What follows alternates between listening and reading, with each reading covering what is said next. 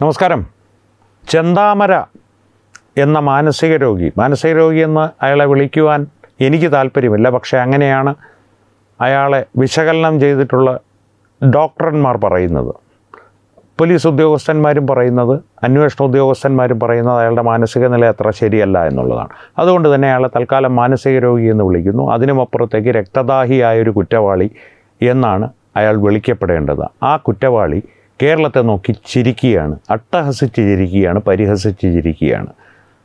അടിസ്ഥാനപരമായിട്ട് ചെന്താമര ചെയ്ത കുറ്റം എന്താണെന്നുള്ളത് പ്രേക്ഷകരെല്ലാം ഇതിനോടകം തന്നെ പലവട്ടം കേട്ടും വായിച്ചും കണ്ടുമൊക്കെ അറിഞ്ഞിട്ടുണ്ട്. എന്നാലും ഞാൻ പറയാം. നെന്മാറ പോത്തുണ്ടിയിൽ 2025 നാടിനെ നടുക്കിയൊരു ഇരട്ടക്കൊലപാതകമുണ്ടായി. സുധാകരൻ എന്ന 56-കാരനായ വ്യക്തിയും അദ്ദേഹത്തിൻ്റെ മാതാവ് 75-കാരിയായ ലക്ഷ്മി, ഇരുവരെയും ഈ ചെന്താമര എന്ന നരാധവൻ വാക്കത്തി പോലുള്ള, വാള് പോലുള്ള അല്ലെങ്കിൽ വെട്ടുകത്തി പോലുള്ള ഒരു ആയുധം ഉപയോഗിച്ച്, ഒരല്പം നീളമുള്ള ആയുധം ഉപയോഗിച്ച് പട്ടാപ്പകൽ വെട്ടിക്കൊലപ്പെടുത്തി ഒളിവിൽ പോയി, ഒടുവിൽ പിടിയിലായി. അതിനു മുമ്പ് 2019 സുധാകരൻ്റെ ഭാര്യ സജിതയെ വെട്ടിക്കൊന്ന കേസിൽ ജാമ്യത്തിൽ ഇറങ്ങിയിരിക്കുകയായിരുന്നു ഈ ചെന്താമര.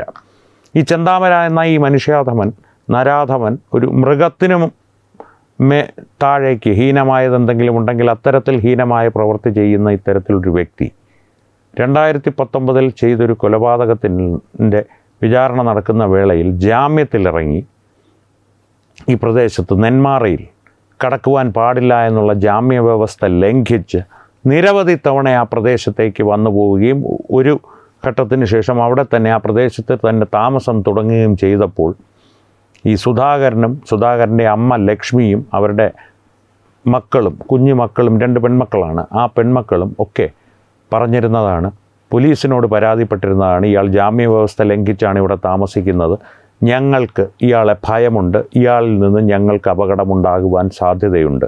കേരള പോലീസ് അത് മുഖവിലക്കെടുത്തില്ല.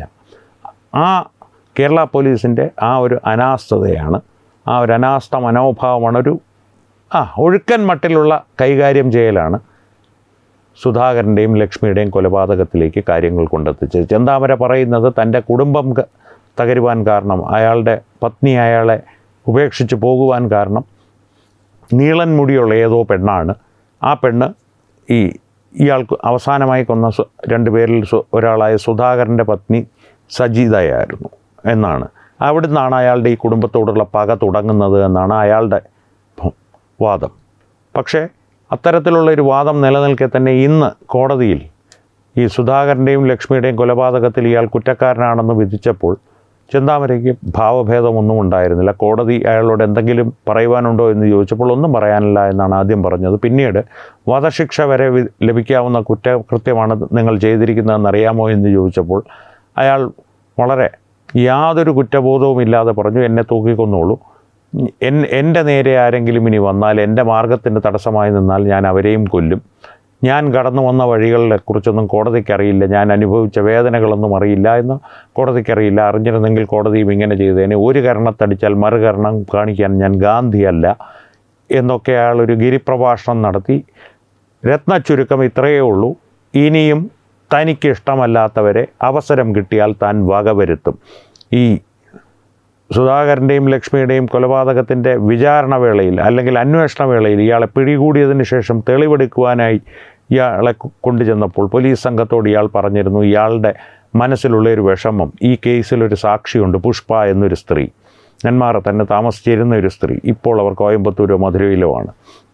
കാരണം കൃത്യമായിട്ടുള്ള സ്ഥലം ഈ ദുഷ്ടനെ പോലുള്ളവർക്ക് എന്ന് വേണേൽ ജാമ്യം കിട്ടാവുന്നുള്ളൊരു നിയമവ്യവസ്ഥയുള്ള കാലത്ത് പറയുവാൻ തത്വമയിക്ക് താല്പര്യമില്ല.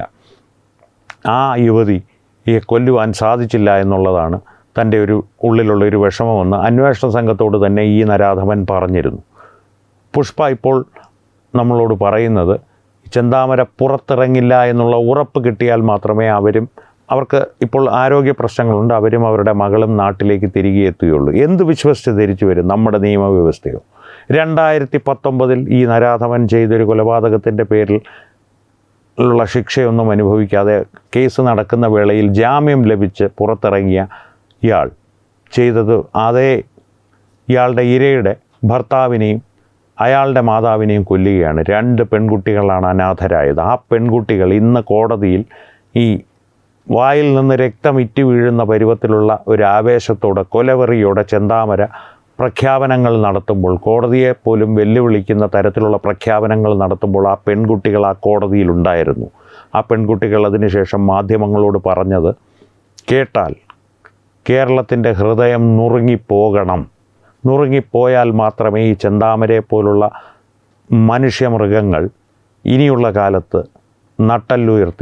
നട്ടെല്ല് നിവർത്തി നമ്മുടെ സമൂഹത്തിൽ നടമാടാതിരിക്കുകയുള്ളൂ. അത്തരത്തിലുള്ളൊരു കേരളത്തിലേക്ക് നാം എന്നെത്തിച്ചേരും? മധുവിനെ തല്ലിക്കൊല്ലുന്ന കേരളമല്ല, ചെന്താമരമാരെ കൈകാര്യം ചെയ്യുന്ന ചെന്താമരമാർക്ക് ജാമ്യ വ്യവസ്ഥ ലംഘിച്ച് പോലീസിൻ്റെ അനാസ്ഥയോ അല്ലെങ്കിൽ പോലീസിൻ്റെ സഹായമോ നേടിക്കൊണ്ട്, അല്ലെങ്കിൽ പോലീസിൻ്റെ ഒരു ഒഴുക്കൻ മട്ട് മുതലാക്കിക്കൊണ്ടോ പോലീസിൻ്റെ ഒരു സഹായം നേടിക്കൊണ്ടോ ഇത്തരത്തിലുള്ള ക്രൂരകൃത്യങ്ങൾ ചെയ്ത് 2 പെൺകുട്ടികളെ അനാഥരാക്കുവാനുള്ള ധൈര്യം ഉണ്ടാകാതിരിക്കണമെങ്കിൽ ആ ചിരി, കോടതിയിൽ നാം അവൻ്റെ ആ ചിരി അല്ലെങ്കിൽ കൊന്നോളൂ എന്നുള്ള കൂസലില്ലായ്മ അത് അവസാനിച്ചേ മതിയാവുകയുള്ളൂ. നിയമം അത് അവസാനിപ്പിക്കണമെങ്കിൽ കൃത്യമായിട്ടുള്ള ഇടപെടലുകൾ നാട്ടുകാരുടെ ഭാഗത്തു നിന്ന്, ഒരു സമൂഹത്തിൻ്റെ ഭാഗത്തു നിന്ന് ഉണ്ടാകണം.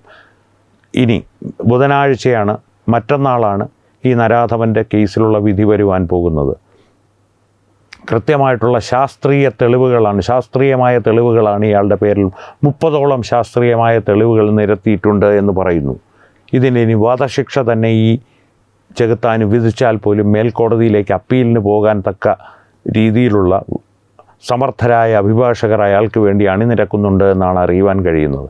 എവിടെ നിന്നാണ് ഈ നരാധമൻ്റെയൊക്കെ സാമ്പത്തിക സ്രോതസ്? അതോ വക്കീലന്മാരെല്ലാം ഇത്തരത്തിൽ വലിയ പ്രമാദമായൊരു കേസ് വാദിച്ച് പ്രതിയെ രക്ഷപ്പെടുത്തിയാൽ തങ്ങളുടെ പ്രശസ്തി വർദ്ധിക്കുമെന്നുള്ള ചിന്ത കൊണ്ട് ഇത്തരം കേസുകൾ ഏറ്റെടുക്കുന്നതാണോ? അതെല്ലാം സമൂഹം അറിഞ്ഞേ മതിയാകൂ. അന്വേഷിച്ച് തന്നെ അറിയണം. ഇത്തരം കുറ്റവാളികളെ സമൂഹത്തിൽ നടമാടാൻ വിടുന്ന നിയമവ്യവസ്ഥയെ ചോദ്യം ചെയ്യുക തന്നെ വേണം. ആയുധമെടുത്തുള്ള ചോദ്യം ചെയ്യലല്ല.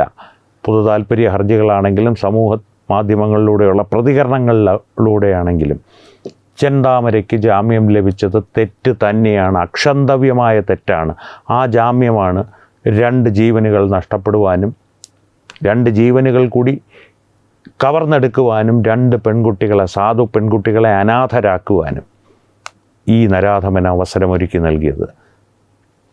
ഇന്ന് കോടതിയിൽ ആ ക്രൂരൻ പറഞ്ഞ വാക്കുകളുടെ ഒരു ആന്തരികാർത്ഥം അവസരം കിട്ടിയാൽ ആ പെൺകുട്ടികളെയും അയാൾ ഇല്ലാതാക്കുമെന്ന് തന്നെയാണ്.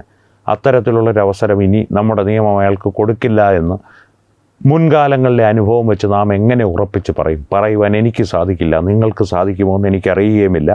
എന്തായാലും ചെന്താമര ഒരിക്കലല്ല പലതവണ തൂക്കുമരത്തിൽ കിടന്നാടി മരണവേദന ഇഞ്ചിഞ്ചായിട്ടുള്ള ഓരോ അണുവുമുണ്ടല്ലോ, അയാളുടെ ഓരോ രക്തകണത്തിലും വേദന അനുഭവിച്ച് തന്നെ മരിക്കേണ്ട ഒരു നരാധവനാണ്. അതിന് സംശയമൊന്നുമില്ല. നിയമം അത്തരത്തിലുള്ളൊരു മരണം അയാൾക്ക് നൽകുവാനുള്ള അനുവാദം നൽകുന്നില്ല. പക്ഷേ മരണത്തിനും അപ്പുറത്തുള്ളൊരു ലോകമുണ്ടെന്നുള്ളത് സത്യമാണെങ്കിൽ ആ ലോകത്ത് അത്തരത്തിലൊരു വിധി അയാളെ കാത്തിരിക്കുന്നുണ്ട്. പക്ഷേ ആ ലോകത്തേക്ക് അയാൾ എത്തുന്നത് എപ്പോഴായിരിക്കുമെന്നുള്ളത് നമ്മുടെ നിയമത്തിൻ്റെ കയ്യിലാണ്. അത് ഭാഗ്യമോ ദൗർഭാഗ്യമോ എന്നുള്ളത് പ്രേക്ഷകർ തീരുമാനിക്കുക. നിങ്ങളുടെ അഭിപ്രായങ്ങൾ കമൻറ്റുകളിലൂടെ രേഖപ്പെടുത്തുക. ഒപ്പം വീഡിയോ പരമാവധി ആളുകളുമായി പങ്കുവയ്ക്കുക. ഏറ്റവും പ്രധാനപ്പെട്ട കാര്യം, തത്വമയി ന്യൂസിൻ്റെ യൂട്യൂബ് ചാനൽ നിങ്ങൾ ഇതുവരെ സബ്സ്ക്രൈബ് ചെയ്തിട്ടില്ലെങ്കിൽ സബ്സ്ക്രൈബ് ചെയ്യുക. കാരണം ഇത്തരം വിഷയങ്ങളിൽ കൂടുതൽ ചർച്ചകൾ ഇനിയും ആവശ്യമാണ്. അതുകൊണ്ട് തന്നെ ഈ വിഷയത്തിലും മറ്റു വിഷയങ്ങളിലും സംവാദങ്ങൾ തുടരട്ടെ. വീണ്ടും കാണാം. നന്ദി, നമസ്കാരം.